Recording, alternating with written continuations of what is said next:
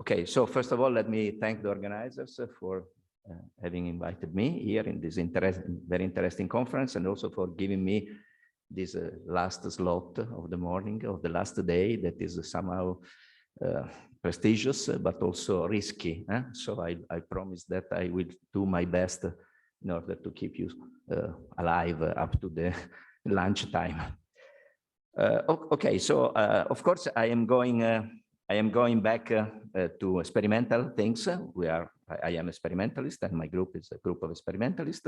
And in particular, I will describe you how to induce superconductivity, low TC superconductivity at the moment, in a transition metal dechalcogenide. In particular, in this case, it is titanium diselenide, by introducing hydrogen in the structure. So by doing hydrogenation or protonation, as you would like to say. And in addition, I will show also that this superconducting state, we have a strong evidence that this superconducting state coexists with another order, that is the charge density wave order, that usually is thought to be enemy of superconductivity. And third, I will show that we have done this by using a novel technique that is just, let's call ionic liquid gating induced protonation. That is a more simple technique with respect to all the other ways to introduce hydrogen in a structure. And this could be a new route for producing new materials, probably starting from 2D materials, for example, and protonating them. So something is wrong, it's not going on. Okay. So this is the outline of my talk. Of course, I will not speak anymore about hydrogen-rich superconductor, on the motivation of this, because we in these last 3 days and a half, we heard a lot about hydrogen-rich superconductors, and so the motivation are quite clear. I will tell you something about ionic liquid gating induced protonation, how it works, and it is a novel route, as I said, to create hydrogen-rich materials. Then I will go inside the main point of the story, that is gate-induced protonation on titanium diselenide. And we made a very large number of experiments with different kinds of experiments. And so I will go through all these experiments to show you what I said before. So the presence of charge density wave together with the superconductivity. And also I will show you some DFT calculations that were done by our colleagues here from L'Aquila. Then after some perspectives, more important, if I will have time, I will give you also, I will show you some preliminary results on the same technique used on MGB2 and on other 2 transition metal dechalcogenides that we studied in very recently in the last few weeks. Okay, why I promised to skip this slide, because of course it is something that we have seen many times in this conference. I want just to point out that essentially our idea, it is just the opposite.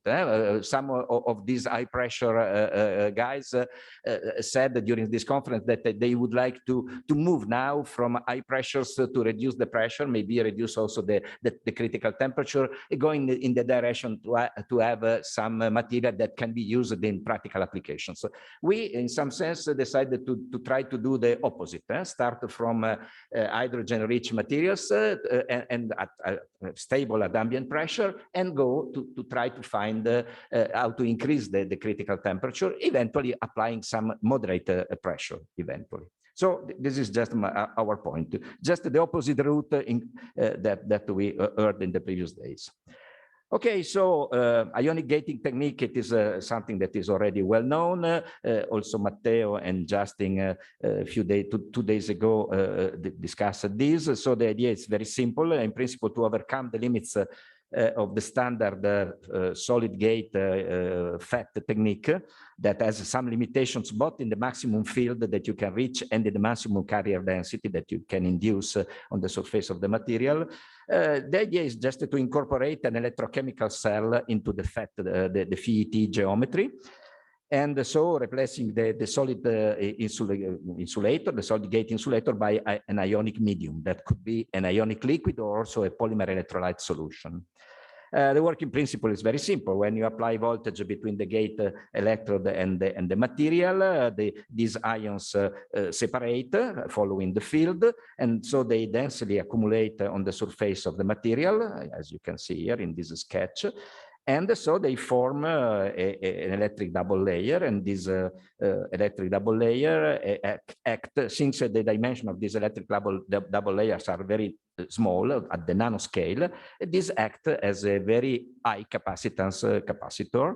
And so in practice, in this region, just in front of the surface of your material, you can have very high fields. You can obtain high fields up to 100 megavolt per centimeter. That is 2 orders of magnitude greater than what you can obtain with the solid dielectrics. And at the same time, also the charge that you can induce on the surface could be 1 or 2 orders of magnitude higher. So this is the story of the standard ionic gating technique. But if you increase the field or you apply this technique in some particular way, you can also exploit it to insert ions inside the structure. So to do a real doping, eventually increasing a real intercalation, eventually increasing the doping level in your material.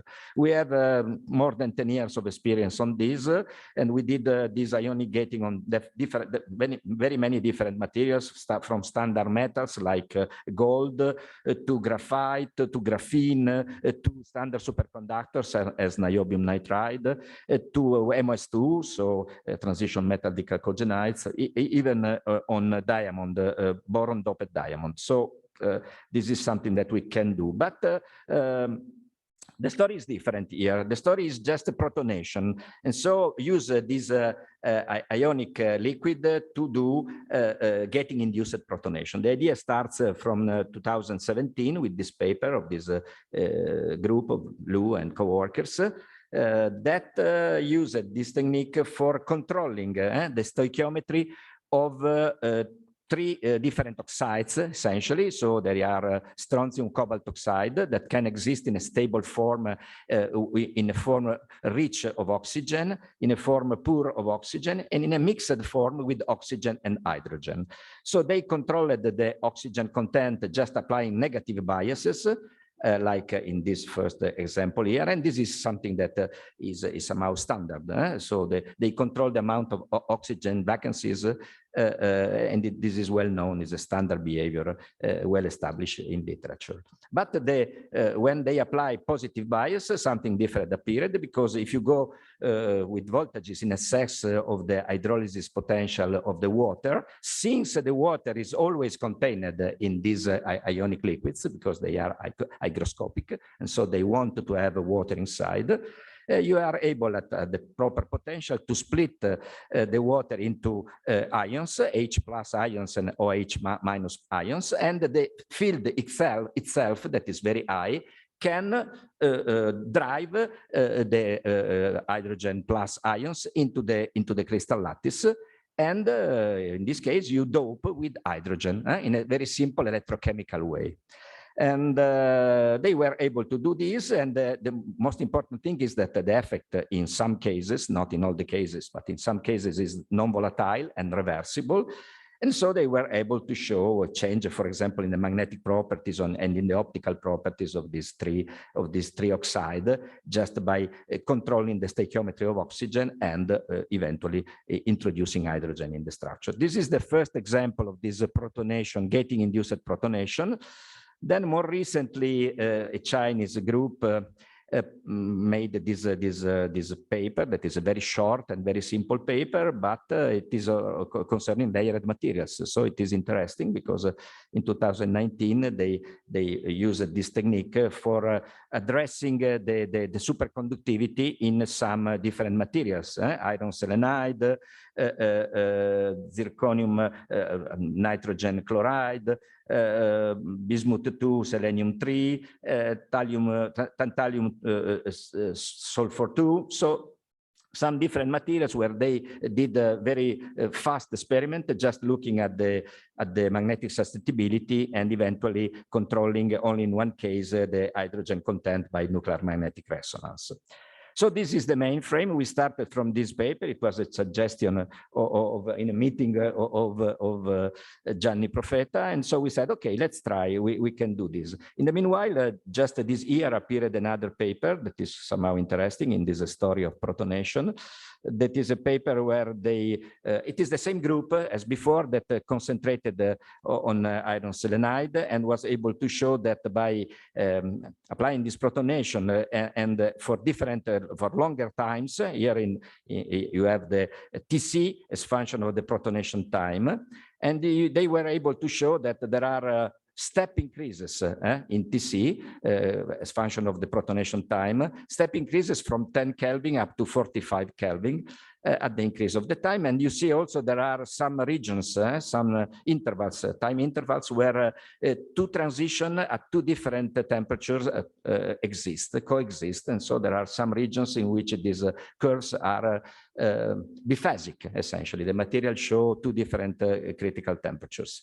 Finally, at very large, in this case, it is 20 days, if I am correct, 20 days of protonation, you can reach a stable 45 Kelvin TC in this iron selenide material. So the idea was to play with the same ingredients. And of course, starting from ambient pressure, because you already know that from the 70s, between 70 and 75, there was some experiments, old experiment or almost forgotten in the meanwhile, concerning the insertion of hydrogen in palladium copper alloys, reaching some TC of the order of 15 Kelvin, reproducible. There are some claims of higher TC, but not reproduced. And so the idea was just to start to use this technique, this gate-induced protonation, to try to study, in particular, 2D materials and to protonate 2D materials. There are, in principle, a huge number of materials that can potentially develop superconductivity once protonated. So this is a field that is poorly explored. Essentially, as we know, there are two groups in China, and then we are, as far as we know, the only group working on this field. So we decided to start from two different materials. One is it is titanium diselenide, and this was just essentially, we can write here, it is an archetypal semi-metallic and so on and so forth. It has a charge density wave, but essentially was a serendipity. We decided to use this material just by chance. And it was just good for the result. Then we tried also to use molybdenum disulfide that we have already, and we worked on it several times, but I will not discuss on this because it was already presented in a poster by my colleague Dario Daguerro 2 days ago. So let's concentrate on titanium diselenide that has this charge density wave order below 200 Kelvin, and when doped, there are already experiments of doping, a different kind of doping. This charge density wave is suppressed and superconductivity emerges at very low TC, or the order of 3.6 at 4 Kelvin, around 4 Kelvin. But the relationship between charge density wave and superconductivity here is still quite unclear. So now it is our experiments. We use just a simple electrochemical cell, but this is the gate. This is a reference electrode, always by platinum, made of platinum. We introduce some modification with respect to the Chinese group, in the sense that we added 4 LEDs in order to be able to measure directly in situ during the protonation the resistivity, for Y resistivity of our sample during the phenomenon of insertion of hydrogen ions inside the structure. And this is the structure of titanium diselenide. Probably everybody of you already knows. The experiment is, in principle, the protonation, in principle, it is very simple. It is just a technique of ramp and wait, in the sense that you start from 0 voltage, you ramp the voltage up to 3 or 3.5 volt, and then you keep your sample for a long time. How long it depends on the material, under this this voltage that dissociate water and insert, in the best situation, in the best condition, insert hydrogen inside the structure. Of course, you have also changes in the resistivity, and as you can see here in this plot, in this case, very soon after the application of 3 volt, you have some decrease in the resistance and the resistivity, and then the resistivity increase more again, just going to more or less at longer times, more than 1 hour. It turns out to be more or less the same as when you started the experiment. Okay, first of all, we had to control that the changes in the resistivity are non-volatile. So the idea is that when you remove the sample from this electrochemical cell, what happens? What happens depends on the material, essentially. In this material, it happens that the resistivity that you measure ex situ after removing, keeping for some time and then removing the sample from the cell, the resistivity is essentially the same, as essentially the same behavior that when you did directly in situ. And so it is again a decrease, a very fast decrease, around 15-20 minutes of protonation, and then there is an increase again for having at the end some stabilization at some resistivity that is more or less the same as the original one. What about the charge? We did low temperature Hall effect measurements, and just to understand if the effect as expected of hydrogen loading is an electronic doping, an electron doping, and this is true. This is what we observed. This is the 3D charge density of the pristine, and then after some time of protonation, and you see that there is an increase of 1 order of magnitude, essentially from the pristine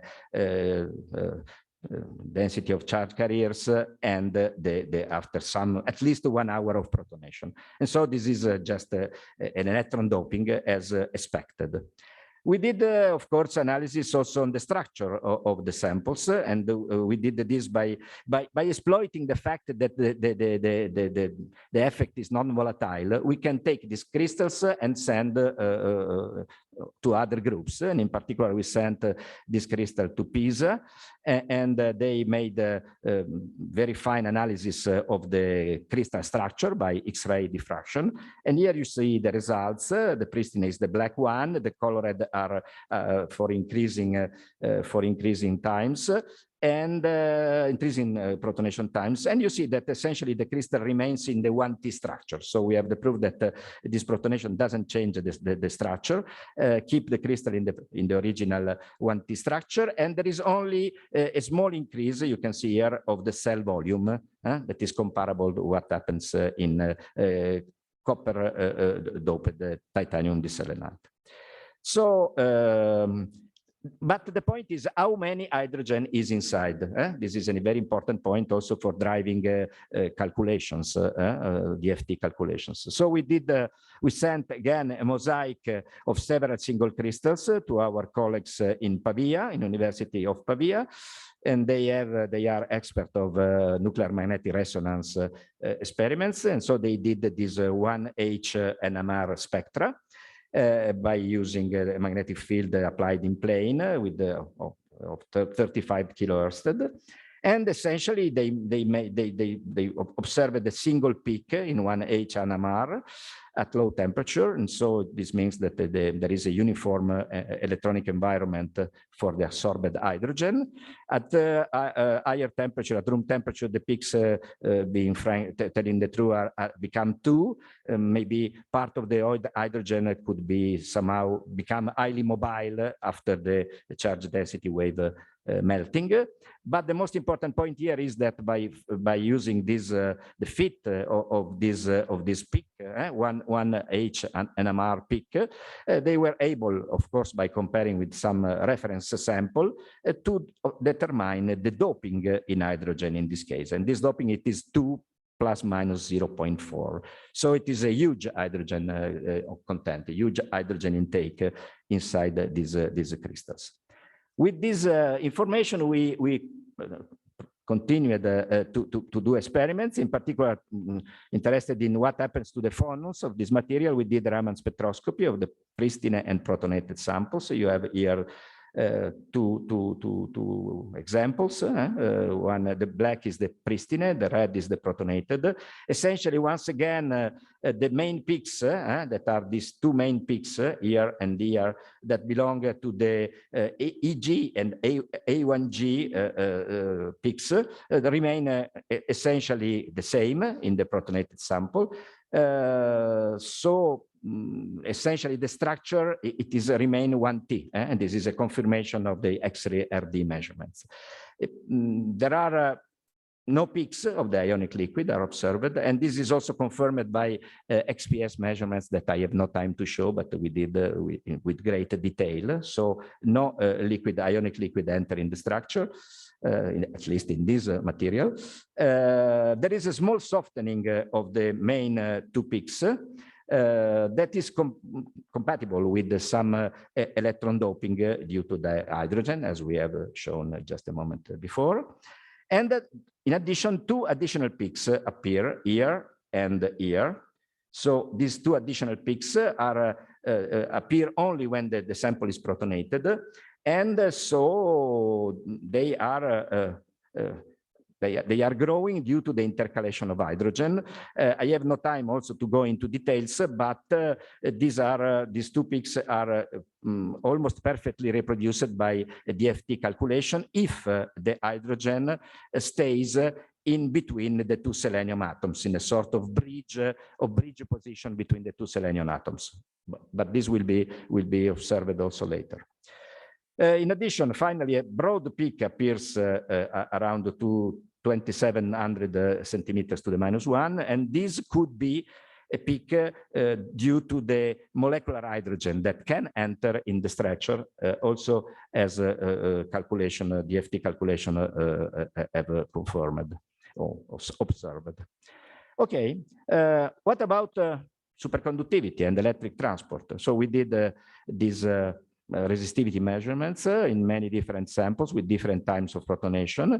The two main effects are the strong and rapid decrease of the amplitude of the charge density wave, because the pristine sample has this black resistivity that is essentially metallic, plus an enormous peak due to the charge density wave. This enormous peak is reduced in intensity, going down, to higher times of protonation. And just almost immediately, after 5 or 6 minutes of protonation, started to appear a superconducting transition. And here it are all the zoom on all these superconducting transition at different, as function of different times, up to 5 days of protonation. And all these transitions appear very similar. The resistance, the resistivity, the starting resistivity is different, but the transition are very similar, somehow broad, around 3.6, 3.7 Kelvin. And apparently there is no apparent dependence on the hydrogen content, on the time of protonation. But if you go and see when superconductivity appears, what happens of the broad charge density wave peak, the broad peak remains essentially, remains even at somehow large times of protonation. And so it seems that the superconductivity coexists with charge density waves here from this resistivity experiment. One can say, okay, this is resistivity, but have you any more strong evidence for this coexistence? Yes, we have. We look at 4, and we have. But before doing this, I will show you that it's possible to write down a sort of phase diagram by using the standard technique of taking the derivative of the resistivity with function of temperature. We can find this minima, and this minimum corresponds to the temperature of the activation of the charge density wave. We can plot these temperatures here, and they are almost constant. There is no big change of the temperature of charge density wave, that is around 200 Kelvin. At the same time, we can plot in the same graph the superconducting TC, and these blue points here below. And so you see that for a large large doping extent, you have coexistence apparently of charge density waves and superconductivity. What changes, it is just the intensity of the charge density wave. We can integrate these peaks, and we can plot this intensity that is proportional to the area below the peak, and we can see that this intensity is going down at the increase of the time of doping, so at the increase of the doping. And this is something that was only was seen very let's say very clearly in our experiment. So charge density wave remain, but their intensity is going down. And the fact that the charge density wave is, the temperature of charge density wave is almost constant, it is something that is not usual. In the 3 other experiments done up to now, that is copper doping of titanium diselenide, gating of titanium diselenide, and lithium doping or lithium intercalation of titanium diselenide, only in the case of lithium intercalation, they observed the same behavior. So the constant value of the temperature of charge density wave. Now, in the other 2 cases, there was a shift to lower temperature of the at the increase of the doping. Okay, again, the question of before, are you sure that are really charge density wave are really present together with the superconductivity? Yes, we are sure, because there are at least 2 other experiments that we did. One experiment was the Hall effect, the measure of the Hall effect as function of temperature, and this Hall effect in 3 different samples at the increase of the doping. This Hall effect in both in pristine, that is not superconducting, and in the blue one, that is the blue curve, that is superconducting, show a change of sign around 200 Kelvin. This change of sign, it is a typical effect of the reconstruction of the Fermi surface. This reconstruction is due to the opening of the charge density wave, and this it is a typical, let's say, typical sign of the presence of a charge density wave.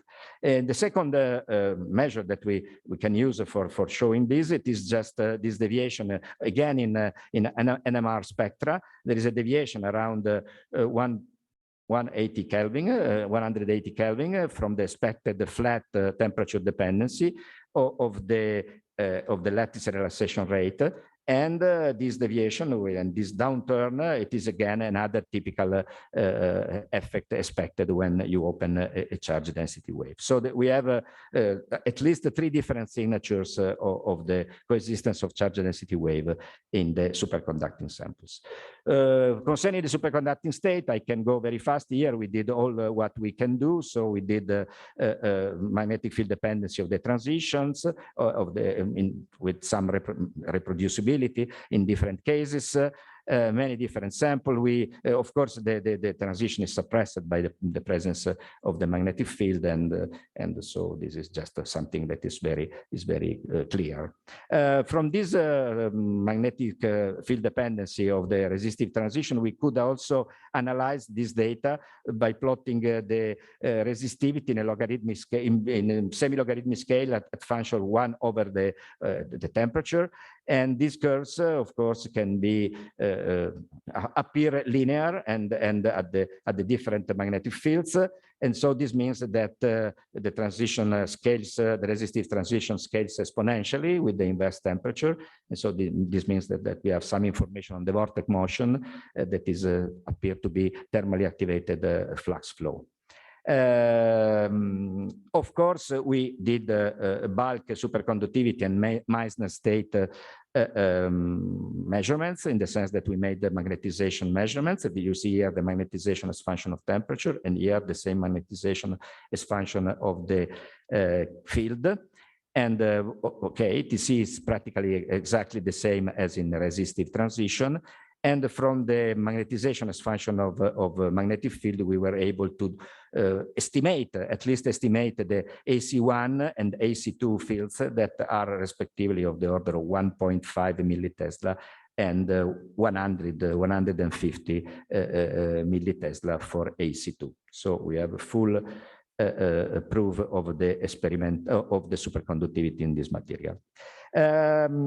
We did also other couple of experiments, magnetotransport and muon spin rotation on the same samples, again by giving the sample to the guys that went to muon source to measure.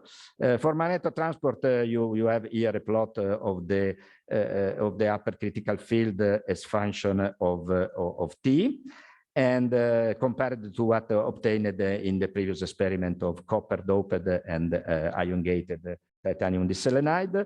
And yes, here you can see something that is particular in this low, in the region close to TC, we have a clear, not very strong, but clear change of the slope of the curve, and this could be a sign of the presence of a multi-gap superconducting state.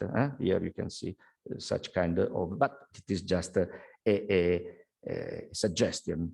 And instead, from muon spin rotation, you have a constant value of the polarization rate at higher temperature in the normal state. This constant value is different from 0, and this means from this the guys, our colleagues that work in this field were able to predict some hydrogen content larger, not exactly the number, but at least one of X in the stoichiometry of hydrogen. And in addition, the almost linear behavior of the polarization rate at lower temperature in the superconducting state can tell us something that could be, we could have in this case a gapless behavior. So multi-gap, gapless behavior, something that is not fully conventional. So we need gap spectroscopy here, and we are going to do this by point contact spectroscopy at low temperatures, 0.3 Kelvin, that we will do just after the holidays. Now, Renato, you have 5 more minutes. Yeah, I'm going to finish. I'm going to finish. Yes. Electronic band structure. Ab initio the FT calculation were done by Gianni and Cesare. The black curve is the pristine material. When you protonate, there are several metastable sites where hydrogen can go, but they were able to find the stable site for H equal to 1.